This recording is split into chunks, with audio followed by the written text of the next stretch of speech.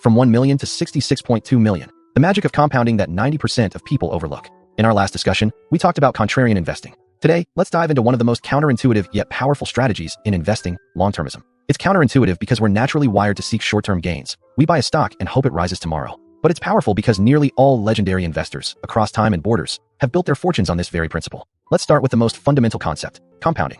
Albert Einstein famously called compound interest the eighth wonder of the world. That might sound lofty, but the numbers speak for themselves. Assume you have 1 million renminbi. With a 15% annual return, an achievable target for a well-constructed value portfolio over the long run, if you simply leave it alone. After 10 years, it grows to 4 million renminbi. After 20 years, it becomes 16.4 million renminbi. After 30 years, it balloons to 66.2 million renminbi. Now, if your annual return is only 5%, like with many bank wealth management products, that same 1 million renminbi becomes just 4.3 million renminbi in 30 years. The difference? 66.2 million versus 4.3 million, a staggering 15-fold gap. This is the magic of compounding. The longer the time, the more dramatic the difference. It's like rolling a snowball, small and slow at first, but given a long enough slope, it becomes colossal. The core of long-termism is believing in this multiplicative effect of time and returns. Why is long-term holding so crucial? It's not that holding longer guarantees profits, but rather that a company's value creation itself takes time. Short-term market fluctuations are mostly noise. Think about it. For a company to earn money, it must develop products, build factories, establish distribution channels, and accumulate customers. Each of these steps can take years. Take Kwaichow Mitai. It doesn't sell for a premium right after brewing. It requires years of aging. Or BYD. It took over a decade to transition from making batteries to producing hit electric vehicles. The short-term market, however, reacts to daily news, a policy change here, a rumor there, sending stock prices on a roller coaster. It's like weighing a person. Their actual weight is 150 pounds, but with people constantly shouting that they look fatter or thinner, the scale's reading jumps around wildly. Their true weight hasn't changed. Long-term holding is about waiting for this noise to fade, allowing the stock price to eventually reflect the company's real intrinsic value. Let's see how the masters do it. Everyone knows Warren Buffett. He bought Coca-Cola in 1988 and has held it for 34 years. Through financial crises and industry turmoil, the stock price dipped multiple times, yet he held firm. The result? The stock price alone has soared over 20-fold, not even counting dividends. Why could he hold for so long? Because he understood Coca-Cola's business, the brand loyalty, its economic moat, and its global growth potential. These factors don't change in a year or two. As Buffett says, patience is our strongest weapon.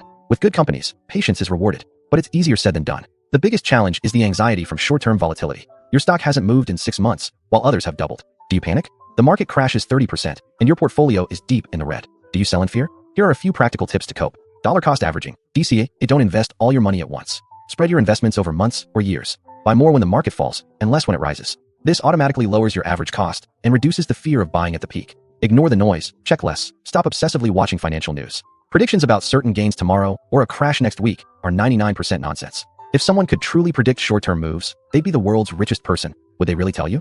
Focus on fundamentals. Spending 10 minutes a day studying a company's financial reports is more valuable than 10 hours staring at price charts. As long as the company's profits are growing and its moat remains strong, a short-term price drop shouldn't frighten you. It's like gold falling into a ditch. It's still gold when you pick it up. Finally, recall another Buffett gem.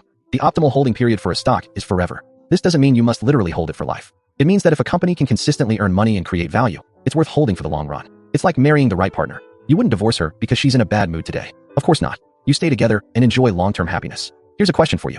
If you bought a stock that hasn't risen in 3 years, but the company's fundamentals, its earnings and competitive mode, are still improving, would you continue to hold it, or would you switch to stocks that have performed well recently? The answer lies within the logic of long-termism. If the stock hasn't risen in 3 years, the market might just be slow to recognize its growing value. Meanwhile, those recently high-flying stocks may have already priced in their future growth. Of course, the crucial premise is that you truly understand the company you're holding. Blindly holding on is stubbornness, not long-termism. To summarize, long-termism isn't about blindly holding stocks. It's about understanding a business and using time to unlock value, harnessing the magic of compounding. The hardest part is overcoming short-term temptations and fears. But once you do, you'll find that investing isn't so complicated after all. Find good companies and grow with them. In our next video, we'll discuss risk management. As Charlie Munger said, "If I know where I'm going to die, I'll never go there."